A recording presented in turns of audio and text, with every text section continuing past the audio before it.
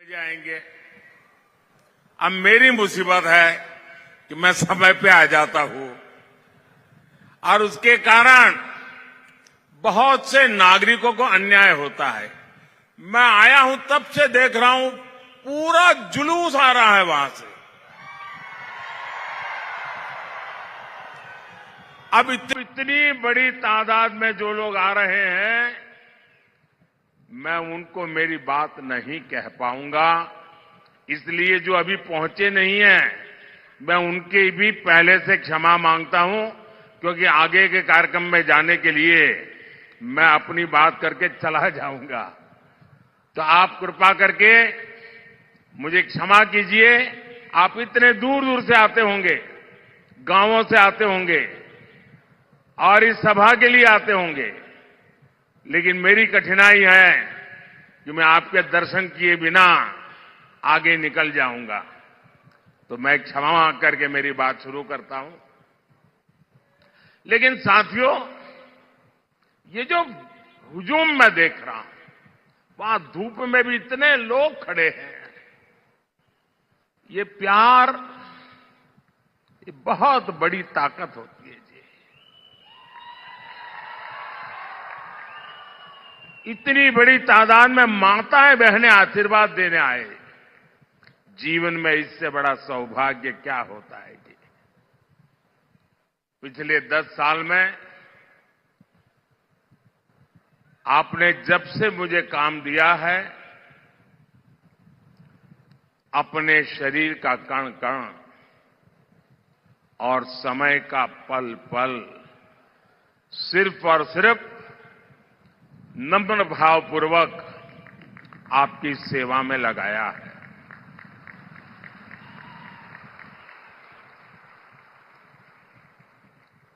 आज देश के लोग, महाराष्ट्र के लोग मोदी सरकार के 10 साल और कांग्रेस सरकार के 60 साल में अंतर देख रहे हैं। जो कांग्रेस 60 साल पंचायत से लेकर के पार्लियामेंट तक उन्हीं का राज था और किसी की आवाज ही नहीं थी, विपक्ष तो था ही नहीं, और मीडिया भी बहुत छोटा था उस समय। लेकिन 60 साल में जो नहीं कर पाए, ये आपके सेवक ने 10 साल में करके दिखाया है।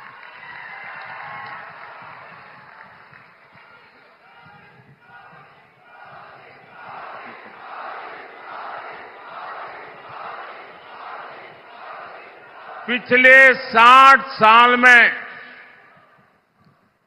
आपने कई बार कांग्रेस के सभी प्रधानमंत्रियों के मुंह से, उनके सभी नेताओं के मुंह से एक ही बात सुनी होगी, गरीबी हटाएंगे, गरीबी हटाएंगे, गरीबी माला जपते रहते ना।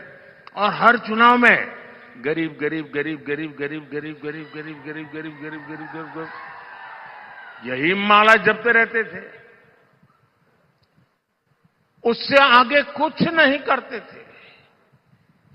आपके आशीर्वाद से, आपके सहयोग से, और आपने मुझे जो कुछ भी शिक्षा दीक्षा दी है, उसके कारण 10 साल में इस देश के 25 करोड़ लोगों को गरीबी से बाहर निकालने में हमें सफलता मिली है। भाइयों बहनों, आप मुझे बताइए, कोई अगर गरीबी से मुक्त होता है तो आपको अच्छा लगता है कि नहीं लगता है? कोई गरीब का भला हो तो आपको अच्छा लगता है कि नहीं लगता है? जरा माताएं बहनें बताएं, अच्छा लगता है कि नहीं लगता है? अच्छा लगता है। अगर किसी को गरीबी से बाहर निकालते हैं तो हमें पुण्य मिलता है कि नहीं मिलता है? पुण्य मिलता है कि नहीं मिलता है? ये 25 करोड़ लोग गरीबी से बाहर निकले तो इसका पुण्य किसको मिलेगा? इसका पुण्य किसको मिलेगा? इसका पुण्य किसको मिलेगा? इसका पुण्य किसको मिलेगा? इसका पुण्य किसको मिलेगा? मोदी को नहीं मिलेगा। ये जो 25 करोड़ गरीबी से बाहर आए हैं ना, वो जो आशीर्वाद दे रहे हैं, उस पुण्य के हकदार सिर्फ और सिर्फ आप लोग हैं, क्योंकि आपने वोट देकर मोदी को ये काम करने के लिए कहा था। और इसलिए इस पुण्य के सच्चे अधिकारी आप हैं।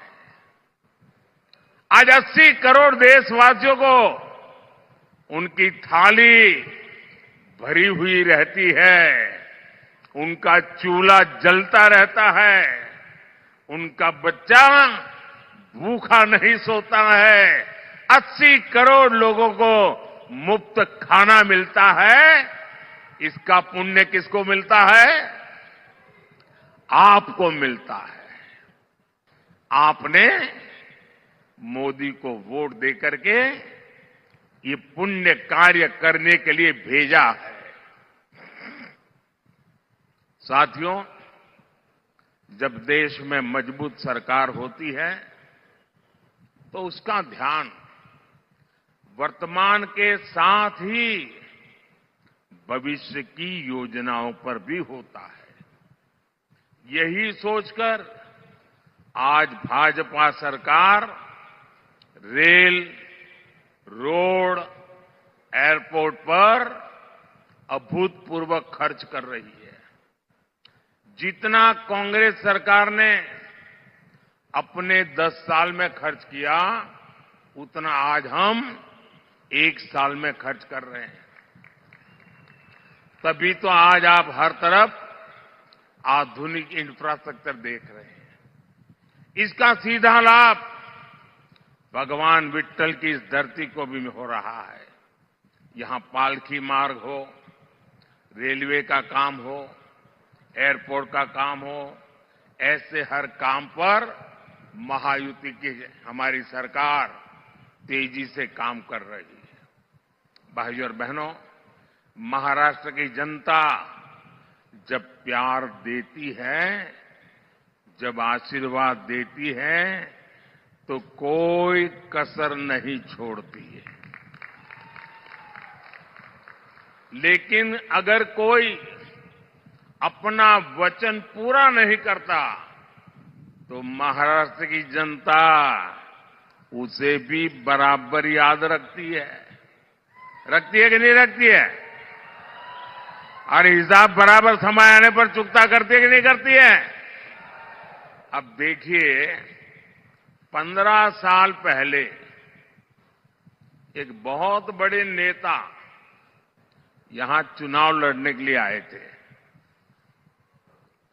कहते हैं कि तब उन्होंने डूबते सूरज की शपथ लेकर कहा था कि यहां सूखे से प्रभावित क्षेत्रों तक पानी पहुंचाएंगे। उन्होंने पानी पहुंचाया क्या? पानी पहुंचाया क्या? पानी पहुंचाया क्या? याद है ना? याद है ना? अब उनको सजा देने का समय आ गया है। एक वो दिन था और एक आज का दिन है।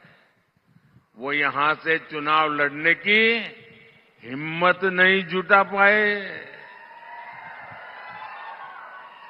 साथियों, विदर्भ हो, मराठवाड़ा हो, बूंद बूंद पानी के लिए तरसाने का ये पाप सालों साल से होता रहा है।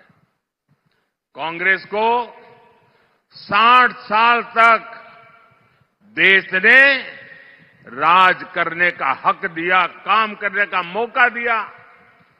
60 साल में दुनिया के अनेक देश पूरी तरह से बदल गए, लेकिन कांग्रेस किसानों के खेत तक पानी भी नहीं पहुंचा पाई।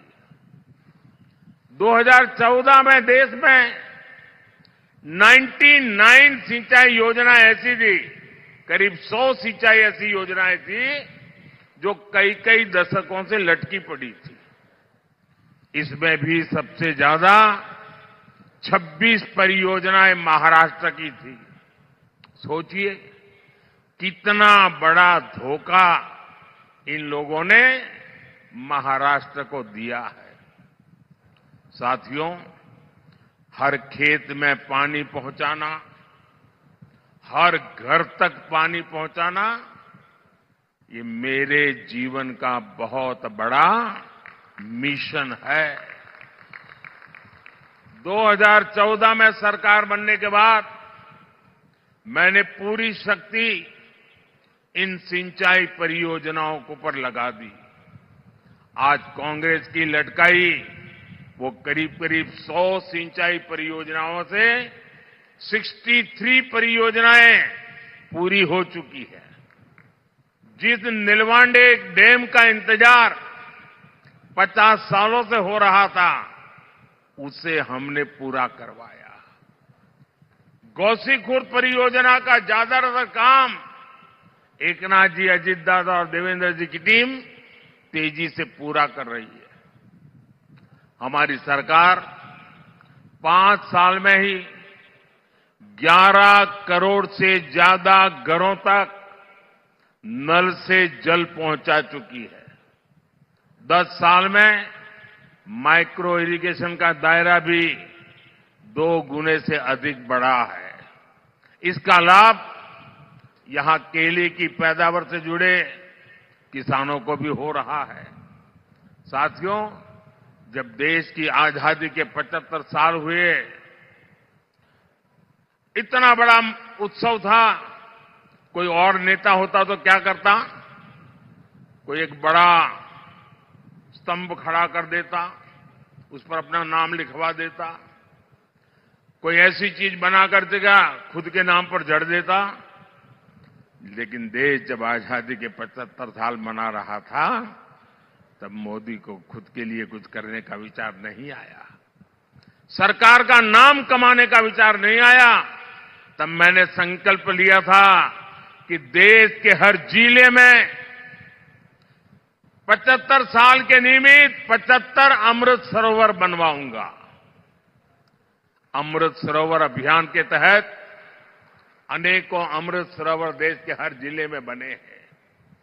ये अमृत सरोवर मेरे दिमाग में मेरा किसान था, मेरे दिमाग में खेत था, मेरे दिमाग में सूखे खेतों को पानी पहुंचाने का एक संकल्प था। ये अमृत सरोवर आज की नहीं, बल्कि आने वाली पीढ़ियों को भी बहुत काम आने वाले हैं। साथियों, ये हमारा महाराष्ट्र तो सहकारिता की धरती है। यहां के हमारे शुगर कोऑपरेटिव की किसानों को सशक्त करने में बहुत बड़ी भूमिका रही है। मोदी देश की पूरी ग्रामीण अर्थव्यवस्था में सहकारिता के दायरे को बढ़ाने के लिए प्रतिबद्ध है। इसलिए 2019 में जब आपने फिर पूर्ण बहुमत की सरकार बनाई, तो हमने पहली बार देश में सहकारिता के लिए अलग मंत्रालय बनाया, अलग मिनिस्ट्री बनाई। हमने देश भर में 10,000 किसान उत्पादक संघ एफपीओ बनाने का अभियान शुरू किया, जिसमें से 8,000 बन भी चुके हैं। यहां महाराष्ट्र में ऑनलाइन बिक्री से लेकर एक्सपोर्ट तक यहां के हमारे किसान उत्पादक संघों का दायरा लगातार बढ़ रहा है, लगातार बढ़ रहा है। ये हमारी पीएसएस, उनको भी मजबूत किए जा रहा है। इनको सरकार की अनेक दूसरी योजनाओं की सेवाएं देने के लिए भी तैयार किया जा रहा है। आने वाले 5 वर्षों में सरकार का लक्ष्य 2 लाख सहकारी समितियां बनाने का है। साथियों, आप सभी जानते हैं कि जो छोटा किसान होता है, उसके पास भंडारण की पर्याप्त सुविधा नहीं होती है, इसलिए उसे मजबूरी में कम दाम पर अपनी उपज बेचनी पड़ती है। अब हमने दुनिया की सबसे बड़ी अन्न भंडारण योजना पर काम शुरू किया है। इसकी जिम्मेदारी भी सहकारी संस्थाओं को दी गई है। इससे किसान को अपने हिसाब से उपज मार्केट में लाने का विकल्प मिलेगा। बीजेपी ने अपने संकल्प पत्र में प्याज, टमाटर और आलू किसानों की उपज की भी चिंता की है। आने वाले 5 साल में देश भर में विशेष स्टोरेज क्लस्टर बनाए जाएंगे। इसका बहुत बड़ा फायदा महाराष्ट्र के प्याज किसानों को होगा। साथियों, ये अगाड़ी वाले किसानों को लेकर के बड़ी बड़ी बातें आज करते हैं। 2014 से पहले जब इनकी सरकार थी तब क्या स्थिति थी, एक किसानों को याद दिलाना मेरा दायित्व है। और मैं यहां किसी की आलोचना करने नहीं आया। मैं देश की जनता को, महाराष्ट्र की जनता को, मेरे देश के किसानों को सच्चाई से अवगत कराना चाहता हूं। 10 साल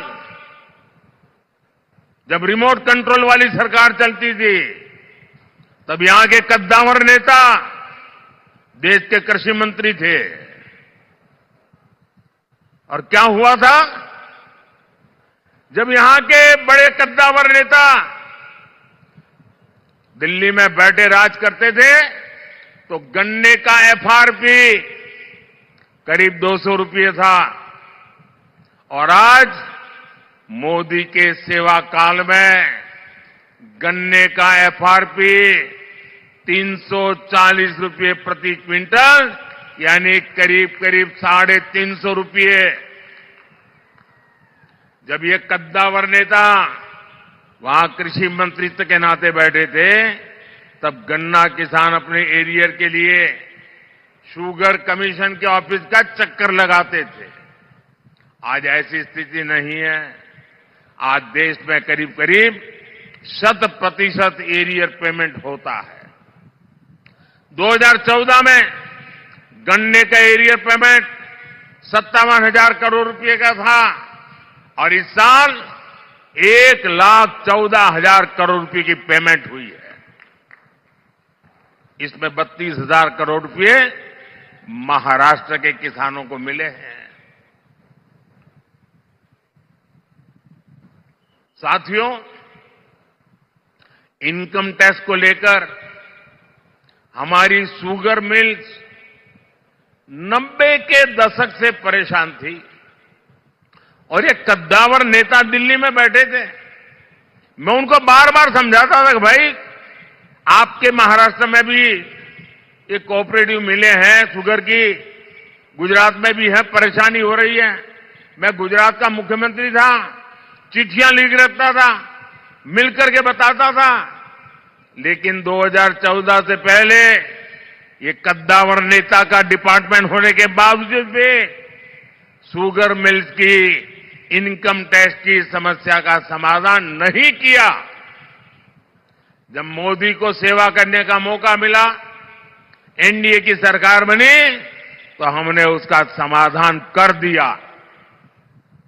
हमने कोऑपरेटिव शुगर मिलों को 10,000 करोड़ रुपए की राहत दी, यानी पुरानी इनकम टैक्स डिमांड माफ की, कानूनी मामलों का समाधान भी किया। इसका फायदा हमारे गन्ना किसानों को हुआ। मार्च 2023 से शुगर मिलों को हमने 10,000 करोड़ रुपए का विशेष लोन का प्रावधान भी किया है, ताकि शुगर मिल हर प्रकार का काम तेजी से कर सके, किसानों की पेमेंट न रुके। जब यहां के कद्दावर नेता दिल्ली की सरकार में थे, तब सरकार ने देश के किसानों से सिर्फ 7.5 लाख रुपए की खरीद की थी, 7.5 लाख करोड़ की। आज 10 साल में 20 लाख करोड़ रुपए की खरीदी हमने करके दिखाई है। कहां 7.5 लाख करोड़ और कहां 20 लाख करोड़। महाराष्ट्र के दलहन तिलहन किसानों से 16,000 करोड़ रुपए की खरीद हमारी सरकार ने की है। साथियों, पहले दिल्ली से किसान के नाम पर थोड़ा भी पैसा निकलता था तो यहां कांग्रेस का पंजा उसे लूट लेता था। लेकिन अब दिल्ली में आपका ये बेटा बैठा है। अब दिल्ली से आपके हक की निकली पाई पाई आपके खाते में पहुंचती है। पीएम किसान सम्मान निधि के तहत 3 लाख करोड़ रुपए किसानों के खाते में जमा हुए हैं। इसमें से महाराष्ट्र के किसानों को भी हजारों करोड़ रुपए मिले हैं। साथियों, बीते दशकों में किसानों ने अन्न की पैदावार में भारत को आत्मनिर्भर बनाया है। अब हमारा संकल्प है विकसित भारत में अन्नदाता विकसित भारत की ऊर्जा बने, अन्नदाता ऊर्जा दाता बने। 10 साल पहले देश में सिर्फ 40 करोड़ लीटर इथेनॉल उत्पादन होता था। अब देश में 500 करोड़ लीटर उससे भी ज्यादा इथेनॉल का उत्पादन होता है। इससे पिछले 10 सालों में किसानों के पास 70,000 करोड़ रुपए अतिरिक्त गए हैं और ये पैसा गन्ना किसानों को मिला है। साथियों, हमने गोवर्धन योजना भी शुरू की है। एनडीए सरकार देश भर में गोवर्धन प्लांट लगा रही है ताकि पशुओं के गोबर से गैस से बिजली और किसानों की कमाई भी बढ़े।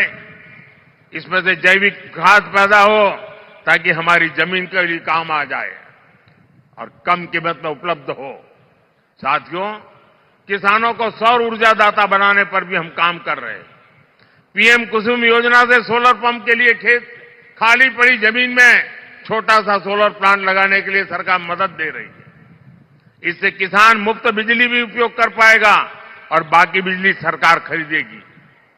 अब तो मोदी ने हर परिवार के बिजली बिल को 0 करने का बीड़ा उठाया है।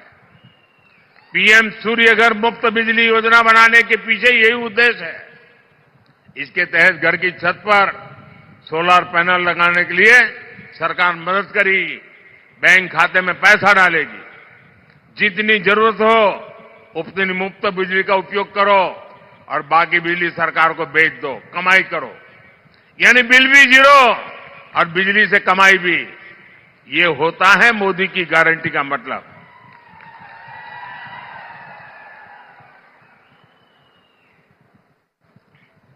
भाइयों बहनों, विकसित भारत बनाने में देश की नारी शक्ति की बहुत बड़ी भूमिका है। मोदी गांव की अपनी करोड़ों बहनों को सशक्त करने में जुटा है। 10 वर्ष में हमने 10 करोड़ बहनों को स्वयं सहायता समूहों से जोड़ा है। आज ये बहनें गांव की अर्थव्यवस्था को गति दे रही है। हमारे प्रयासों से कुछ समय के भीतर 1 करोड़ बहनें लखपति दीदी बनी है। आंकड़ा बहुत बड़ा है। 1 करोड़ बहनें मेहनत करके, कमाई करके लखपति दीदी बनी है। और अब मोदी ने गारंटी दी है कि मैं 3 करोड़ बहनों को लखपति दीदी बनाऊंगा। और तभी तो हिंदुस्तान कोने कोने से हर मां, हर बहन, हर बेटी एक ही बात कह रही है, फिर एक बार, फिर एक बार, फिर एक बार। भाइयों और बहनों, भाजपा के इन प्रयासों के बीच आपको कांग्रेस की एक्सरे मशीन के सावधान रहना है। कांग्रेस के नेता, कांग्रेस के साहजादे गली गली में घूम करके कह रहे हैं कि उनको मौका मिलेगा तो वो आपका एक्सरे निकालेंगे। आपके लॉकर में क्या पड़ा है, आपके बैंक में क्या खाते में पड़ा है, आपके घर में कितना सोना पड़ा है, कितने पैसे पड़े हैं, ये सारा उसका हिसाब किताब लगाएंगे और फिर कहते हैं वो हम बांट देंगे, ज्यादा जो है ले लेकर के बांट देंगे। इतना ही नहीं, वो एक ऐसे टैक्स की बात कर रहे हैं, आज आप हर मां बाप मेहनत करके कुछ न कुछ बचत करता है, अपनी जरूरत को कम करके बचत करता है। क्योंकि उसके मन में रहता है कि मरने के बाद बच्चों को कुछ देकर के जाऊं, अपने संतानों को कुछ देकर के जाऊं, और इसलिए वो कुछ न कुछ बचत करता है। अब ये कहते हैं जो बचत करते हैं आप, उस पर सिर्फ आपके संतानों का हक नहीं होगा, उस पर सरकार का भी हक होगा, और जो भी आपने बचाया है बच्चों के लिए, वो बच्चों को जाने से पहले आधा से ज्यादा सरकार ले लेगी। अगर आपके पास 10 एकड़ की जमीन है, अब आपको 10 एकड़ की जमीन बच्चों को नहीं दे पाएंगे, 5 एकड़ सरकार ले लेगी। आपने गांव में एक घर है, शहर में एक घर बनाया है, तो घर गया समझ लीजिए। अब मुझे बताइए, आपको ऐसी सरकार चाहिए क्या जो आपकी मेहनत का पैसा लूट ले? ऐसी सरकार चाहिए क्या? आपकी संपत्ति छीनने का उनका इरादा, ये खतरनाक इरादा है। ये मार्क्सवादियों का विचार है, इन नक्सलवादियों का विचार है, और इसलिए ऐसे लोगों से एक भी आदमी जीत करके दिल्ली नहीं जाना चाहिए। इन सब से आपको कांग्रेस से सतर्क रहने की जरूरत है, और उनके सारे साथी भी ऐसे ही है। साथियों, आज अयोध्या में 500 साल के बाद भव्य राम मंदिर बना। राम मंदिर बनने से हर कोई खुश है। आप खुश है कि नहीं है? अब मुझे बताइए भाई, ये अंग्रेजों के जाने के बाद, देश आजाद होने के बाद, पहले ही दिन राम मंदिर का काम शुरू होना चाहिए था कि नहीं होना चाहिए था? इतने साल क्यों लटका रहा? क्योंकि उनकी वोट बैंक की राजनीति थी, उनके वोट बैंक की चिंता थी, आपकी आस्था की चिंता नहीं थी, आपकी भावना की चिंता नहीं थी, आपकी श्रद्धा की चिंता नहीं थी। कांग्रेस के पास मौका था, लेकिन कांग्रेस ने इस पवित्र काम में सिर्फ रुकावटें पैदा की। जिसकी राम में आस्था होगी वो ऐसे काम कभी नहीं कर सकता। कांग्रेस की राम में ना आस्था है, और ही उसके पास ऐसा एहसास है, और उनके सारे चेले चपाटे भी यही है। ऐसा काम कोई डरी हुई पार्टी नहीं कर सकती, तुष्टीकरण के दबाव से गिरी हुई पार्टी नहीं कर सकती। ऐसा करने के लिए जो साहस चाहिए होता है, वो साहस मोदी ने दिखाया है, और डंका की चोट पर 500 साल का इंतजार खत्म हो गया, राम मंदिर बन गया। और ये कहते थे राम मंदिर बनेगा तो आग लग जाएगी। कोई आग लगी क्या? मंदिर बना कि नहीं बना? और भाइयों बहनों, 500 साल के बाद जो सपना पूरा हुआ है ना, उसका कारण आपका एक वोट है, आपके वोट की ताकत है, जिसने 500 साल के इंतजार को खत्म किया है। इस पुण्य के हकदार आप हैं, जिनके वोट की वजह से पवित्र काम पूरा हुआ। भाइयों और बहनों, आपका वोट मजबूत भारत के लिए, एक मजबूत सरकार बनाने के लिए पड़ना चाहिए। अब मुझे बताइए, जिनके पास कभी 400 एमपी हुआ करते थे, वो पार्टी आज 250 पौने 300 लोगों को चुनाव नहीं लड़ा पा रही है। अगर सरकार बनानी हो तो 272 तो सीट चाहिए भाई। वो इतनी लड़ा नहीं रहे, तो सरकार बनेगी कैसे? जीतेगी कैसे? और इसलिए जो सरकार बनाने के लिए लड़ ही नहीं रहे हैं, तो उनके लिए आपका वोट बर्बाद करने की जरूरत क्या है? और इसलिए मैं आपसे आग्रह कर रहा हूं कि आप वोट देकर के सरकार को मजबूत बनाइए, और आप जब वोट देंगे ना, वो वोट सीधा सीधा मोदी के खाते में जाने वाला है।